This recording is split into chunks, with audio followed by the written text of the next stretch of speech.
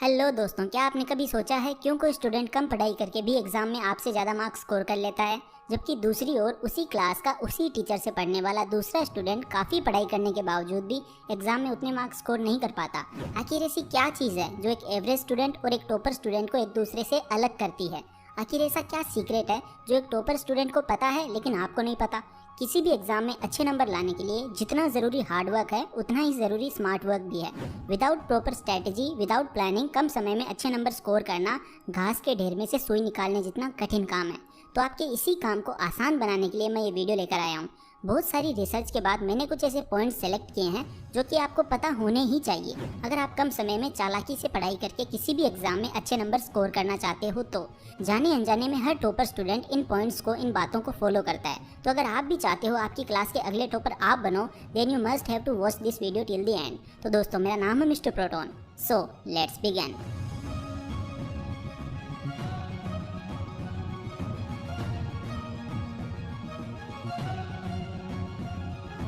Number 5, start from the basics. दोस्तों, आप लोगों ने तो सुना ही होगा कि नींव जितनी मजबूत होगी इमारत उतनी ही मजबूत बनेगी।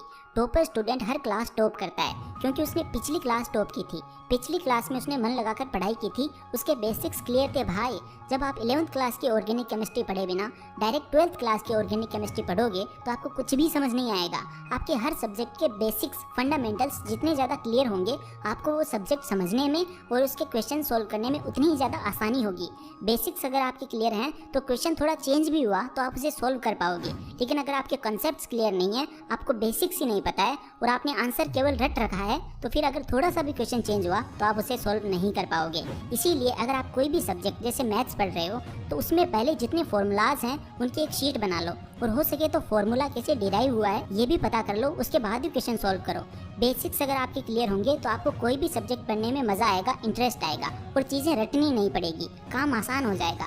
कई बार आप देखते हो टीचर जब क्वेश्चन पूछता है तो जिस बंदे ने पिछली क्लास टॉप करी थी वो जल्दी से आंसर दे देता है और आप नहीं दे पाते हो क्योंकि उसके बेसिक्स क्लियर हैं, उसने पिछली क्लास टॉप की थी, कड़ी से कड़ी जुड़ी हुई होती है। आज पहले चैप्टर में जो आप पढ़ोगे वही कॉन्सेप्ट आगे के चैप्टर में भी यूज होगा।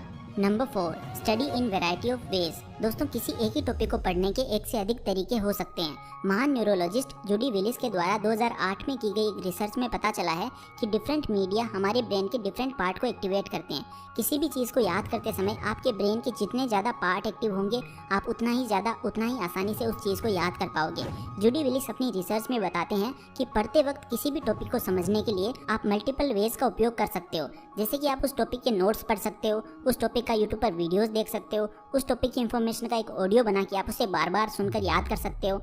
जब आप एक ही चीज़ को, एक ही टॉपिक को अलग अलग तरीके से याद करने की कोशिश करते हो तो इससे आपके ब्रेन के न्यूरॉन्स की संख्या में वृद्धि होती है और अगली बार जब भी आप पढ़ने बैठो तो इस टिप को फॉलो ज़रूर करना। Number 3, analysing previous year papers and demand of examination before jumping in preparation. दोस्तों, ये पॉइंट बहुत ही ज़्यादा इंपॉर्टेंट है। Always remember 80% of the questions comes from 50% of the syllabus. आप मुगल शासक बाबर से ये सीख ले सकते हो कि जब भी वो युद्ध भूमि में यानी बैटल फील्ड में जाते थे तो वो युद्ध भूमि का मुआयना करते थे। ठीक इसी प्रकार से आप जिस एग्जाम में अपीयर होने जा रहे हो उस एग्जाम से संबंधित आपको सारी जानकारी होनी चाहिए। आपको पता होना चाहिए कि एग्जाम की आखिर डिमांड क्या है, बोर्ड किस टाइप के क्वेश्चंस को ज़्यादा महत्व देता है, ज़्यादा इंपॉर्टेंट मानता है, और ये सब चीज़ें आपको तभी पता चलेंगी जब आप प्रीवियस ईयर के पेपर्स को एनालिसिस करोगे। इसीलिए अगर आप किसी भी एग्जाम की प्रिपरेशन कर रहे हो तो आपको कम से कम लास्ट 3 ईयर्स के पेपर्स को ज़रूर सॉल्व करना है। Number 2, summarise what you read. जैसा कि मैंने बताया 80% क्वेश्चंस 50% सिलेबस में से आ जाते हैं। इस 50% सिलेबस के जो टॉपिक्स या फिर आप जो कुछ भी पढ़ते हो आप उसे समराइज कर सकते हो, कम शब्दों में मैक्सिमम सिलेबस कवर कर सकते हो। इसके लिए आप हर चैप्टर के शॉर्ट नोट्स बना सकते हो, इससे आपको रिविजन करने में काफ़ी ज़्यादा आसानी होगी। बहुत सारे बच्चे इसीलिए एग्जाम में पिछड़ जाते हैं क्योंकि उनका टाइम पर रिविजन ही नहीं हो पाता है। आप किसी भी टॉपर स्टूडेंट का इंटरव्यू देख लो, हर टॉपर बोलेगा मैंने एटलीस्ट हर सब्जेक्ट का 4 to 5 टाइम्स रिविजन किया है। Number 1, read multiple subjects each day rather than focusing on just one subject. दोस्तों, 2012 में डो रोलर के द्वारा की गई रिसर्च में पता चला है कि एक दिन में एक ही सब्जेक्ट बहुत ज़्यादा पढ़ने से बेटर है कि आप एक दिन में मल्टीपल सब्जेक्ट्स थोड़े थोड़े पढ़ लो। इसीलिए अगर आप बोर्ड एग्जाम की प्रिपरेशन कर रहे हो तो आपको एक दिन में सभी सब्जेक्ट्स थोड़े थोड़े पढ़ने की हैबिट डेवलप करनी है। डो रोलर बताते हैं कि एक दिन में एक ही सब्जेक्ट पढ़ने से एक जैसी इन्फॉर्मेशन मिक्सअप हो सकती है। वहीं अगर आप थोड़ा थोड़ा हर सब्जेक्ट पढ़ोगे तो इससे आपको चीज़ें याद रखने में भी आसानी होगी और इन्फॉर्मेशन मिक्सअप भी नहीं होगी। तो दोस्तों अब इस वीडियो को समराइज करते हैं। सबसे पहले तो आपको हर सब्जेक्ट के बेसिक्स पता होने चाहिए। इसके बाद आपको प्रीवियस ईयर पेपर्स चेकआउट करने हैं, शॉर्ट नोट्स बनाने हैं, एक दिन में मल्टीपल सब्जेक्ट्स पढ़ने हैं और टाइम टू टाइम रिवीजन करना है। अगर आप इस वीडियो में बताई गई बातों को फॉलो करते हो तो आपकी क्लास के अगले टॉपर आप होंगे। आपको इस वीडियो में बताई गई कौन सी बात सबसे अच्छी लगी हमें कमेंट बॉक्स में जरूर बताएं।